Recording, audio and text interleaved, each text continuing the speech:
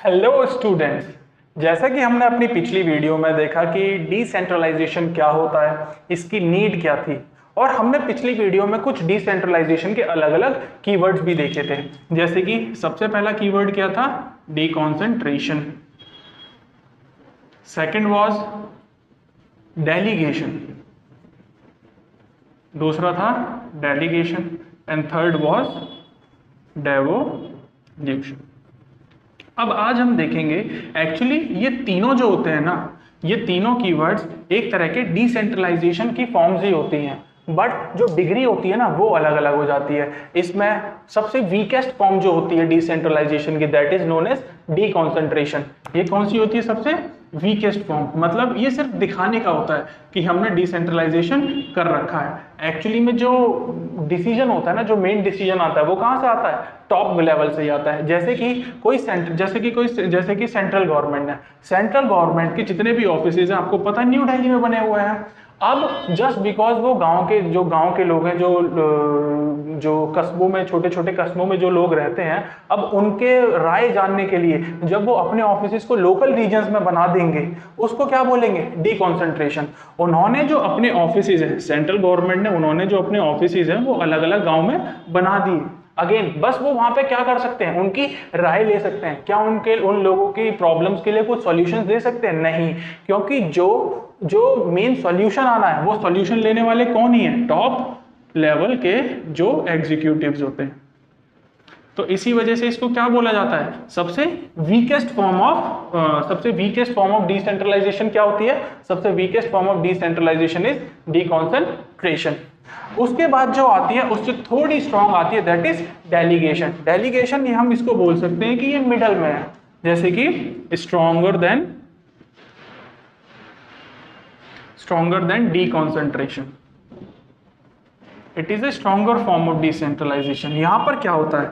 यहाँ पर इनको जो भी डेलीगेट, जैसे कि कोई इंस्टीट्यूशन बनाया गया जिनको कुछ पावर डेलीगेट की गई, उनके पास, उन इंस्टीट्यूशंस के पास ये पावर तो होती है कि वो कुछ डिसीजंस ले सकें, वो इंडिपेंडेंट रहकर कुछ डिसीजन ले सकें, बट जो उनका डिसीजन है ना, that is going to be supervised by the central government only. इसको एक एग्जांपल से समझते हैं। जैसे कि आप सभी ने रिजर्व बैंक ऑफ इंडिया का नाम सुना होगा। Reserve bank of India, reserve bank of India क्या है? आरबीआई। ये हमारे यहाँ का सेंट्रल बैंक है। ऐसा बोला जाता है कि ये बैंकों का भी बैंक है। अब आपको पता है इसको जो पावर्स है ना, वो सेंट्रल गवर्नमेंट ने इसको पावर डेलीगेट की गई है। मतलब जो रिजर्व बैंक ऑफ इंडिया है वो हमारी गवर्नमेंट के लिए इन्फ्लेशन को कंट्रोल करके रखता है कि भाई महंगाई बहुत ज्यादा ना बढ़ जाए।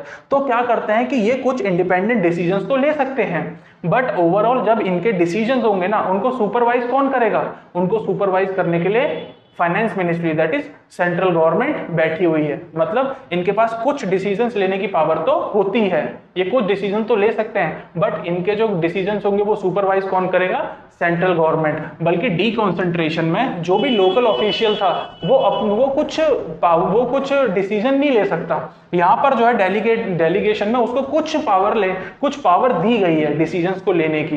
And third is devolution. Devolution is the strongest form of decentralisation.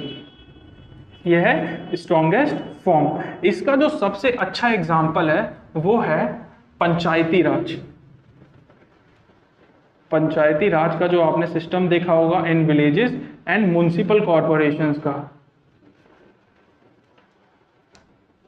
Municipal corporations.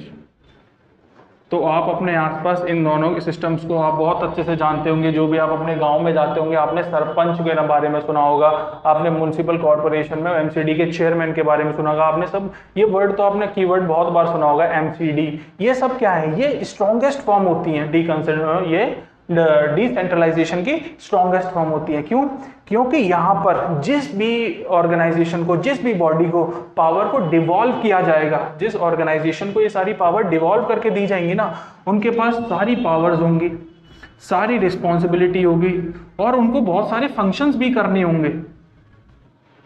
Plus functions, मतलब यहाँ पर हम ये बोल सकते हैं जैसे यहाँ पर सेंट्रल गवर्नमेंट का से था, यहाँ पर वो जो भी सेमी ऑटोनॉमस या कोई भी इंडिपेंडेंट बॉडी है वो जब अपना कोई डिसीजन ले रही है, उस डिसीजन को ओवरसी करने के लिए कौन बैठी हुई है? सेंट्रल गवर्नमेंट बैठी हुई है। यहाँ पर तो कोई लोकल ऑफिशियल अपना डिसीजन ले ही नहीं सकता, बट इन डेवोल्यूशन जो लोकल रीजन में जिस बॉडी को ये पावर दी जाएगी वो पूरे अपने डिसीजंस ले सकती है। तो ये होती है हमारी अलग अलग फॉर्म्स ऑफ डिसेंट्रलाइजेशन। अब हम देखते हैं कि जो अलग अलग लोगों ने, जैसे कि हमने उसमें देखा था पब्लिक एडमिनिस्ट्रेशन में अलग अलग लोगों ने अलग अलग डेफिनेशंस दी थी। बहुत सारे एडमिनिस्ट्रेटर्स थे, बहुत सारे स्कॉलर्स थे, जैसे हमने वुडरो विल्सन की बात करी थी, उन्होंने पब्लिक एडमिनिस्ट्रेशन की डेफिनेशंस दी थी। वैसे ही क्या कोई डेफिनेशन डिसेंट्रलाइजेशन की भी दी गई है? यस, गवर्नमेंट ऑफ इंडिया ने, government of India, Indian government ने 1957 में एक डेफिनेशन दी थी। वैसे तो बहुत सारे स्कॉलर्स और एडमिनिस्ट्रेटर्स ने डिसेंट्रलाइजेशन की एक डेफिनेशन दी है, बट हम सबसे ज्यादा जो रिलायबल मानते हैं वो किसको मानते हैं? जो गवर्नमेंट ऑफ इंडिया ने डेफिनेशन दी है। और गवर्नमेंट ऑफ इंडिया ने डिसेंट्रलाइजेशन की क्या डेफिनेशन दी है? उन्होंने बोला it is a process, decentralisation is a process where government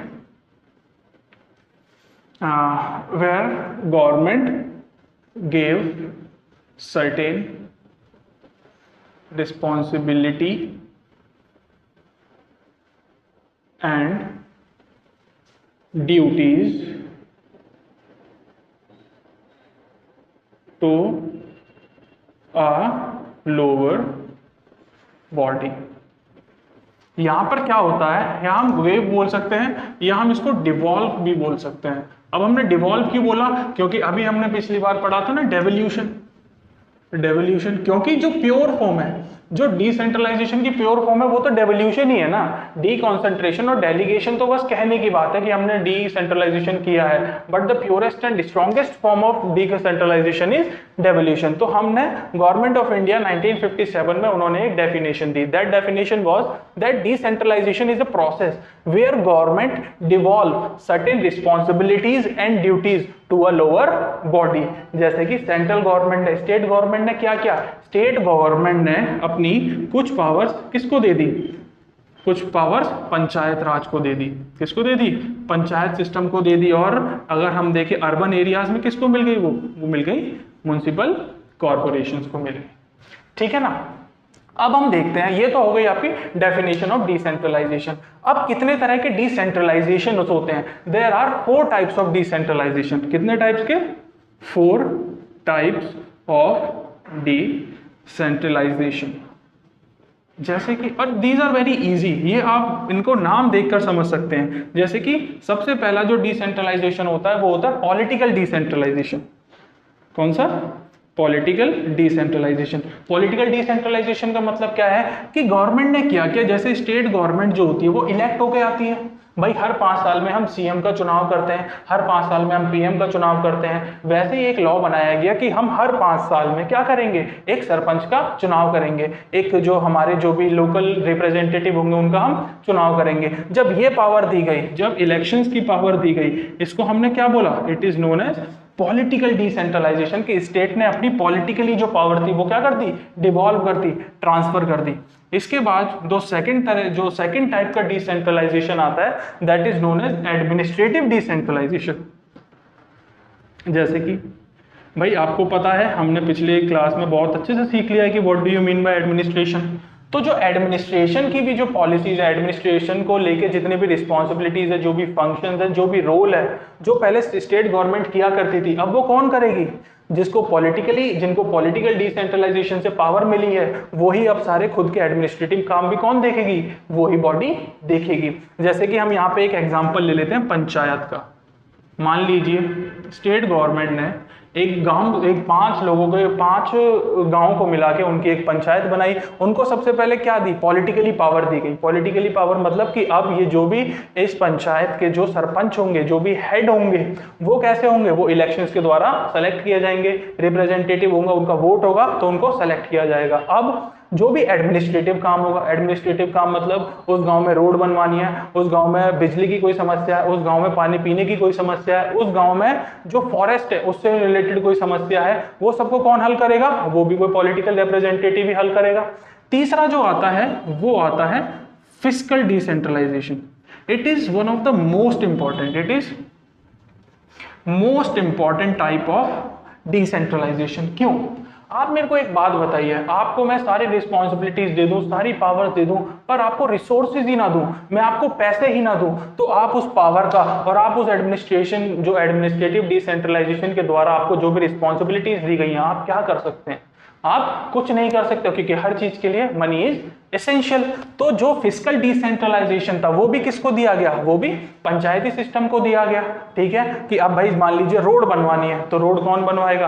panchayat में सरपंच तो बनवाएगा, पर उनको पैसा भी कौन देगा? उनको स्टेट गवर्नमेंट पीछे से पैसा देगी। तो it is one of the most important, क्योंकि पॉलिटिकल डिसेंट्रलाइजेशन और एडमिनिस्ट्रेटिव डिसेंट्रलाइजेशन मीनिंगलेस हो जाते हैं अगर किसी भी जैसे कि अभी मैंने एग्जांपल में ही बताया, अगर किसी सरपंच के पास मान लीजिए रोड बनाने के लिए तो उसके पास पावर है कि वो रोड बनवा सकता है, पर उसके पास पैसे उसको स्टेट गवर्नमेंट से मांगने पड़ रहे हैं, तो यहाँ पे तो स्टेट गवर्नमेंट उसको फंड देगी कि नहीं देगी वो तो बात ही अलग हो जाती है ना। तो उसकी उस पावर का, उस फंक्शन का क्या रोल रह गया? कोई रोल नहीं रह गया। तो इसी वजह से फिस्कल डिसेंट्रलाइजेशन को बहुत इंपॉर्टेंट माना जाता है। And last but not the least type of decentralisation is, जो हमारे पास आता है, जो लास्ट तरह का जो डिसेंट्रलाइजेशन आता है वो आता है हमारे पास फंक्शनल डिसेंट्रलाइजेशन। कौन सा? Functional decentralisation. फंक्शनल डिसेंट्रलाइजेशन का मतलब क्या होता है कि स्टेट गवर्नमेंट ने ना अपने कुछ फंक्शंस भी डेलीगेट कर दिए हैं, जैसे कि पंचायत को। अगर आप अभी, मैं आपको नेक्स्ट वाली वीडियो में, आगे आने वाली वीडियो में आपको बताऊंगा कि 73rd and 74th constitutional amendment act से ना हमने पंचायती सिस्टम और म्युनिसिपल कॉर्पोरेशन सिस्टम को बिल्ड किया, कॉन्स्टिट्यूशन में डाला। और इसके अंदर जब आप देखते हैं तो 29 फंक्शंस जो स्टेट गवर्नमेंट ने, 29 फंक्शंस, पहले किसके पास थे 29 फंक्शन? स्टेट गवर्नमेंट के पास थे। उन्होंने अपने 29 फंक्शंस किसको दे दिए? पंचायत राज को दे दिए। किसको दे दिए? पंचायत राज को दे दिए। मतलब जो सरपंच होगा किसी भी गांव का, एक जो सरपंच होगा, वो अपनी जो भी कॉन्स्टिट्यूएंसी होगी उसमें कितने फंक्शंस को देखेगा? 29 फंक्शंस को फुलफिल करेगा।